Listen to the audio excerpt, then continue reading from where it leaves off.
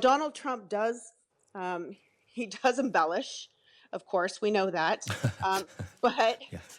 but there are problems. And so, he's going to exacerbate the problems to the umpteenth degree. And then she's going to have to learn how to quickly respond.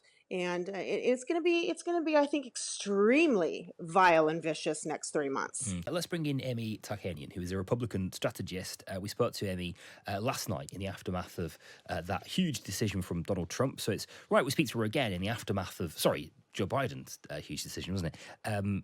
It's right that we speak to her again in the aftermath of hearing from Joe Biden for the first time and from Kamala Harris in full as well. Amy, hello, good evening. Hi, thank you for having me again. A real pleasure, Amy. What do you make of what you've heard tonight?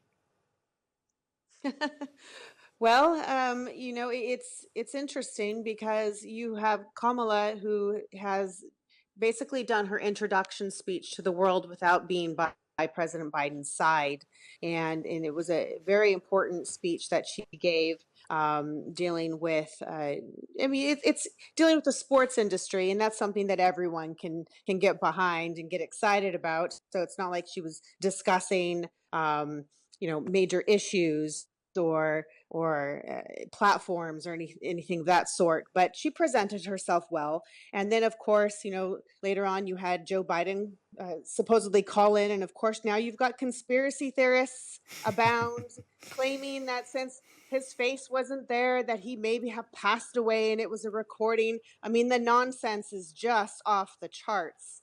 But it's not surprising, though, because of the way that all of this has unfolded and hasn't been very truthful or trustworthy in the way that they kind of went about it. So it's unfortunately stirred the pot and kind of put a shadow over, I think, which was supposed to be, a good speech for everyone to feel good about. Robin. I wonder whether it is self-evident that Kamala Harris now has a momentum which extends beyond her own party. Will undecided voters, will independent voters be prepared to listen to her in a way in which perhaps they weren't prepared to listen to Joe Biden because they figured they knew who he was, he'd been around forever, and they figured he hadn't done a very good job. Does she start as a fresh face and with a clean slate? What do you think, Amy? Oh, I thought you said Robin. I apologize. No, yeah. That was Robin. Robin Lustig is with us, by the way, tonight. Okay. I should introduce the two of you. Robin, Amy, Yeah, Amy, hi. Robin. I Hello, apologize. hi. Feel free to talk to each Hello. other. Nice to meet you. Go on, that handful of undecideds that Robin is keen to, and we're all keen Yes. to know how they're thinking and feeling, Amy. Yes, and I will tell you, if it was someone other than Trump, then maybe not so much. But because he has brought up so much toxicity and chaos that swirls around him, I think that she does have a shot. And in the state like Nevada, where I'm from, it is actually unprecedented with the amount of volunteers that has been announced to go and campaign for Kamala Harris. They actually said that they're used to having somewhere around 150 or 200 or so volunteers for President Biden at one time, and they had upwards of 600 sign up in one day. So it's not just the money that's coming in. Within 24 hours, they were reporting, I'd heard mixed numbers, anywhere from 81 million to 85 million, and under 24 hours that came in. You have skyrocketing. People who are really upset with the two-party system that are re-registering as nonpartisan or independent. Next would be Democrat. Third would be trailing Republican. And you have people who are really unhappy with the rematch of Trump and Biden. And now that Biden has stepped aside, Trump is right back to his old rhetoric.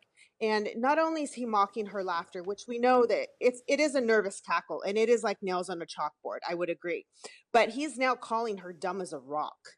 So he's now going after her in a very vicious manner that I think is going to turn off a number of those voters who were kind of waiting to see how was this all going to unfold.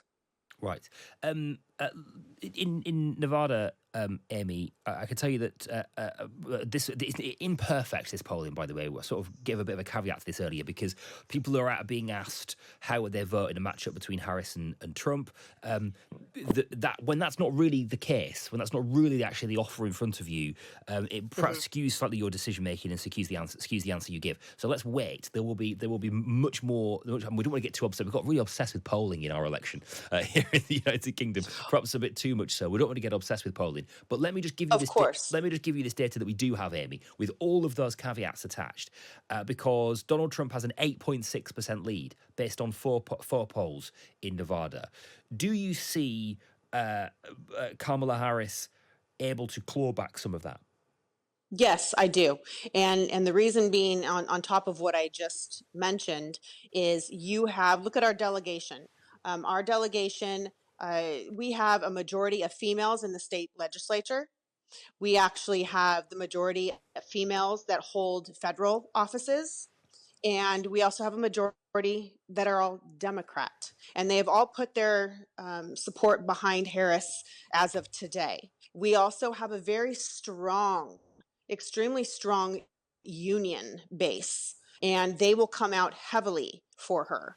So I think, will it be a landslide for her? No, she's going to have to work for it. But she's already been in Nevada as vice president now, at least a half dozen times. The president himself was here a few times. Of course, that was the day that he went home early with COVID was his visit to Vegas. But I think that Donald Trump is going to have more work to do with her being on the ticket in Nevada in particular. We know, though, don't we, that one of his main campaign themes will be that the last 4 years of the Biden administration, or what he will call the Biden-Harris administration, has been a disaster for the United States. He will claim that the economy has been destroyed. He will claim that mass migration has been immensely damaging to the US, and he will hang that around Kamala Harris's neck because she has been at Biden's side throughout this period. And we know that he's a vicious campaigner. We remember Yes. what he did to Hillary Clinton, and I am sure he will not hold back in being extremely abusive towards Kamala Harris. We don't really know how she's going to be able to handle that. Right. Well, I think when she addresses large groups and she's trying to ad lib, she fails miserably. When she does her homework and she's ready, preparing for a debate, it's a totally different story. That's where I think she does much better, and that I think is due to her background as an attorney. So they're definitely going to have to polish her up. There's no doubt. She definitely has her weaknesses. But I think too, one, you mentioned the economy. They tend to think that the economy is moving in the right direction. How are they going to package that is beyond me, because we all feel it in our pocketbook and we don't feel that it's moving in the right direction. So that's going to be a hurdle for her. The other major hurdle that she cannot get away from, you mentioned immigration, illegal immigration. And she was tapped as what we call the border czar. And she never once visited the southern border. And people were irate. And the fact that they continued to allow a porous border, it was extremely concerning. Now, Donald Trump he does embellish, of course, we know that, but Yes.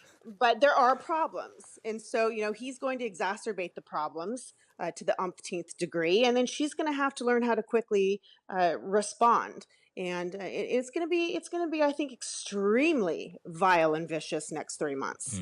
On her sort of performance as a speaker, very interesting. Bit of a mixed reaction to how she spoke tonight. I mean, in comparison, I think we should put this criticism into the context of, Donald Trump often has these baffling, incoherent monologues that he goes on. Joe Biden began struggling to get to the end of a sentence. So let's put this into the context. I mean, she is JFK in comparison to both of those. But it does often feel a little bit like she's looking for that JFK moment, that Obama moment. She's looking to deliver that bit of sweeping oratory, but the words betray her. They're not quite there Right. for her. It feels like she's sort of, all the right intonation in all the right places, but the words aren't quite what she's trying to find. Right. And I don't know if that's just lack of preparation, or she's nervous. Maybe it's both.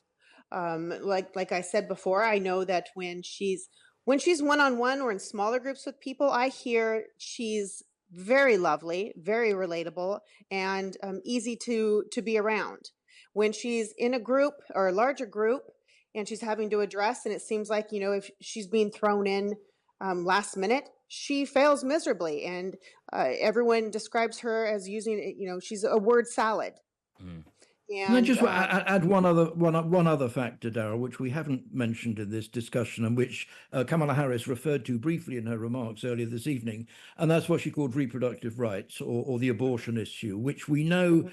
is very important, particularly to women voters who are likely to vote Democrat. It played well for the Democrats in the midterm elections. It was something Yes. that Joe Biden didn't make a huge amount of, but at which Kamala Harris has been very vocal on even before the most recent developments. And I think that could play to her advantage, because she certainly can make a lot of the way in which Donald Trump has rolled back the rights of women to control their own bodies. And Right. Kamala Harris can, I would have thought, make up some ground on that. Well, I thought that was very smart for the Biden administration to allow her to pick that up and run with Mm, it, and to spearhead that. And also too, because most women, if not the majority, when you are hearing about that subject, they don't want to hear it from a man, right? mm. And so I think she was the perfect spokesperson for that, and she's going to continue.